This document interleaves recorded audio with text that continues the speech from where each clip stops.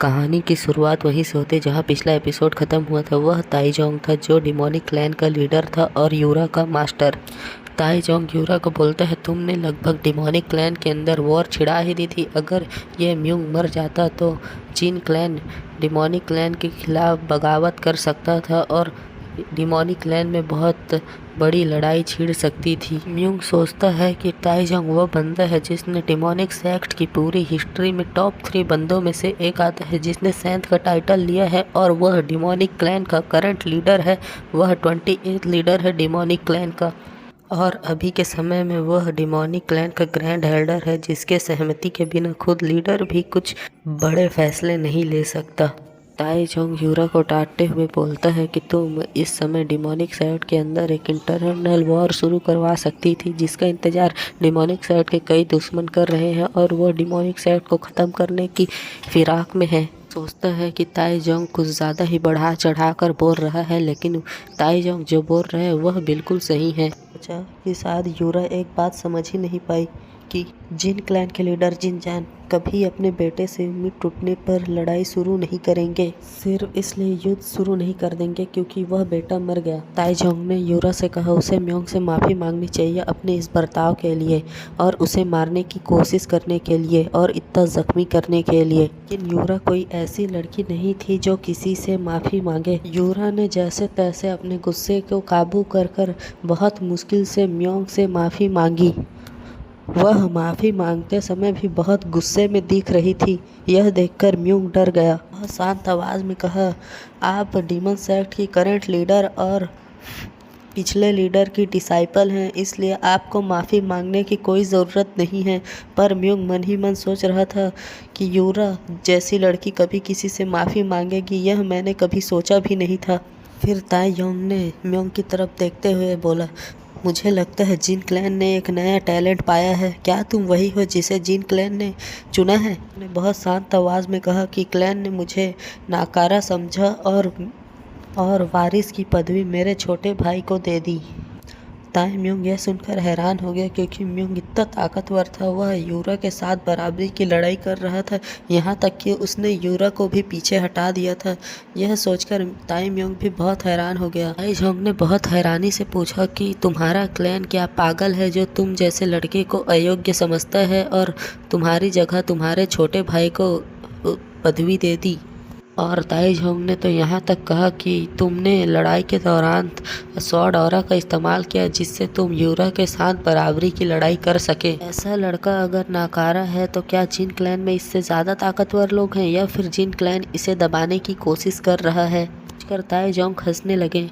फिर ताइजोंग ने दोबारा पूछा, क्या तुम सच में क्लैन की उत्तराधिकारी नहीं हो? फिर म्योंग बोला, मैं यहाँ सिर्फ क्लैन के ऊपर अपनी जिम्मेदारी निभाने आया था। ताइजोंग ने जवाब दिया, तुम अपने जिम्मेदारी को अंत तक निभाना। यह सुनकर म्यूंग हैरान हो गया और ताइजोंग ने जाते जाते ये भी कहा कि जब अगले एक्सचेंज मीटिंग होगी वहाँ पर जिन क्लैन को सूचित कर दिया जाएगा और मैं सोचता हूँ कि अगली बार की डुअल में तुम अपने शुरू से ही अपने पूरे ताकत का इस्तेमाल करोगे और यूरा को बराबरी की टक्कर दोगे और हो सकता है कि तुम यूरा को हरा भी दो। जब ताइजोंग ने देखा कि म्यूंग इसका कोई जवाब नहीं दे रहा है तो ताइजोंग जोर से चिल्लाकर म्यूंग से पूछा कि तुम इसका कोई जवाब क्यों नहीं दे रहे हो? फिर म्यूंग डर गया और बहुत आदर के साथ इसका जवाब हाँ में दिया। लेकिन म्यूंग अपने मन ही मन में सोच रहा था, यह बहुत मुश्किल है। ऐसा लगता है कि ताइजोंग ने उसकी किस्मत अपने ही मन से लिख दी। जब ताइजोंग वहाँ से जा रहा था तब ताइजोंग ने अपने मन ही मन में सोचा कि उसे जिन क्लैन के लीडर से मीटिंग करनी होगी और म्योंग के बारे में बात करनी होगी। अच्छी बात है जिन क्लैन के लीडर से मिले, ऐसे भी बहुत समय हो चुका था। फिर यूरा ने म्योंग से कहा कि उसे पता है कि म्योंग यूरा से बहुत नफरत करता है। यह सुनकर म्यूंग हैरान हो गया और बोला, मैं तुम्हें से नफरत नहीं करता बल्कि मैं तुम्हारी इज्जत करता हूँ और तुम्हें पसंद करता हूँ। यह सुनकर यूरा भी हैरान हो गया और म्यूंग तुरंत अपने बातों को संभालते हुए यूरा को समझाने लगा।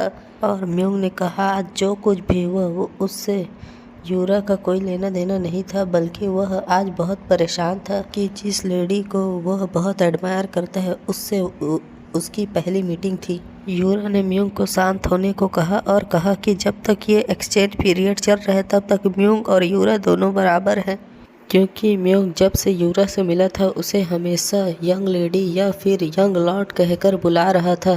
फिर म्योंग ने पूछा उसे क्या बुलाना चाहिए, तो यूरा भी हैरान हो गई और फिर यूरा बोली कि तुम मुझे यूरा बुला सकते हो और मैं तुम्हें म्योंग बुलाऊंगी। सीन चेंज होता है जब म्योंग और म्योंग का टकला नौकर जिन क्लैन की ओर जा रहे होते हैं और म्योंग का टकला नौकर पूरे रास्ते भर म्योंग की तारीफ कर रहा होता है और बहुत खुशी से म्योंग के साथ चल रहा होता है। फिर अचानक म्योंग का छोटा भाई उसके सामने आ जाता है जिसका नाम युनवू था।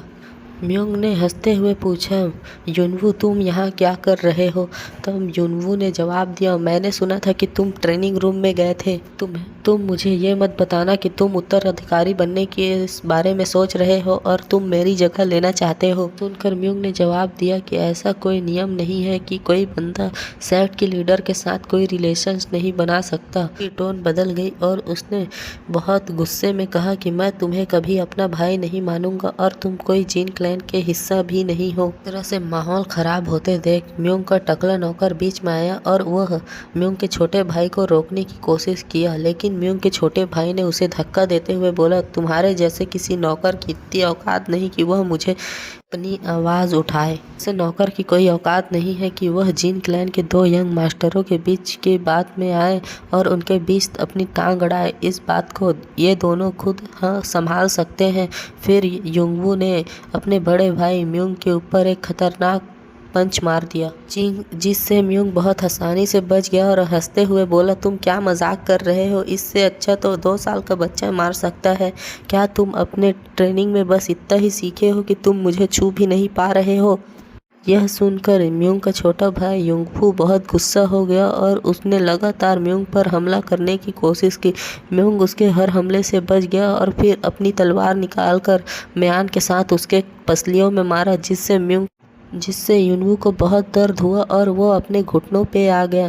फिर म्योंग ने उसे बहुत बुरी तरीके से मारा। यह देखकर जिन क्लैन के और बाकी जो लोग वहाँ थे वो लोग बहुत हैरान हो गए क्योंकि जिन क्लैन का एक कचरा म्योंग युनवू को मार रहा था।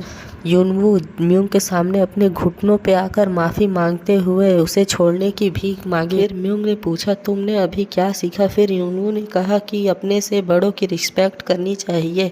लेकिन फिर म्योंग ने पूछा, तो तुमने मेरी क्यों नहीं की?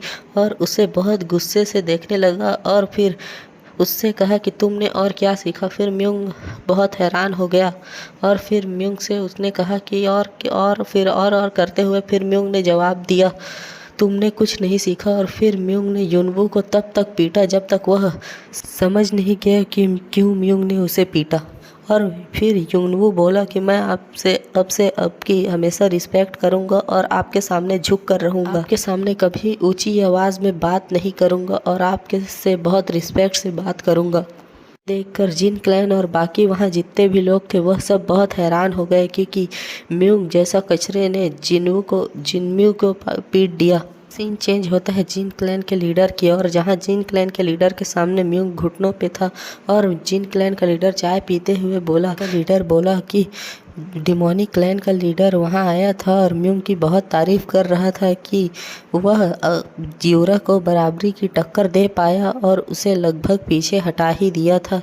यह सुनकर म्योंग बहुत हैरान हो गया और बहुत खुशी से वहीं पर बैठा रहा और मन ही मन सोचा कि यह बहुत सही हुआ कि वह यहाँ आए थे।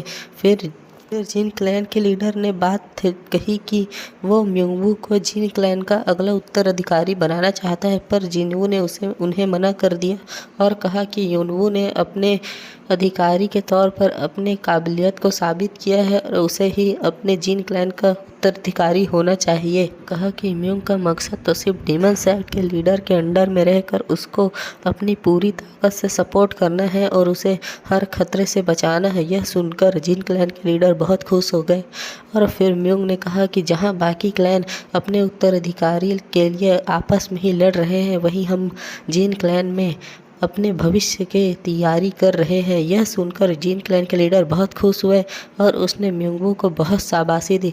और फिर यहाँ से सुनकर जिन क्लैन के लीडर बहुत खुश हो गए और बोले कि उसे लगता है कि उसके दोनों बेटे बहुत समझदार हो चुके हैं कि एक अपने जिन क्लैन को संभालने के लिए काबिल हो चुका है, जबकि दूसरा इतना समझदार हो चुका है कि वह अपने भाई को पदवी देकर पीछे हट रहा है और खुद की लॉयल्टी को डीमन सेट को सौंप रहा है और अपने क्लैन को बढ़ाने में पूरी तरीके से योगदान कर रहा है। यही ये एपिसोड ख़त्म हो जाता है।